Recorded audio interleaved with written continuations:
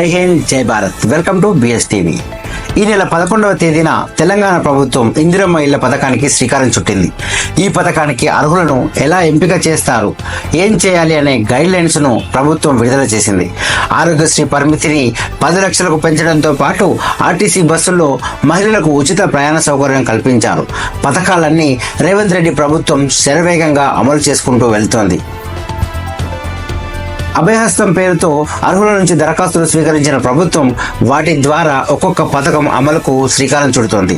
గృహజ్యోతి పథకం 500 గ్యాస్ సిలిండర్లతో పథకానికి ఇలాగే లబ్ధిదారులను ఎంపిక చేసి తాజాగా ఇందిరమ్మ ఇళ్ల పథకాన్ని కూడా ప్రకటించింది. ఇంటి నమూనాను ముఖ్యమంత్రి విడుదల చేశారు. ఇందిరమ్మ ఇంటిని మహిళల పేరుతోనే ఇస్తారు. తెల్ల రేషన్ కార్డు ఉన్న కుటుంబాల వారే దీనికి అర్హులు.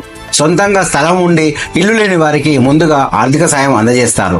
లబ్ధిదారులు స్థానికులై ఉండడంతో పాటు అద్దెకు ఉండేవారు కూడా అర్హులే.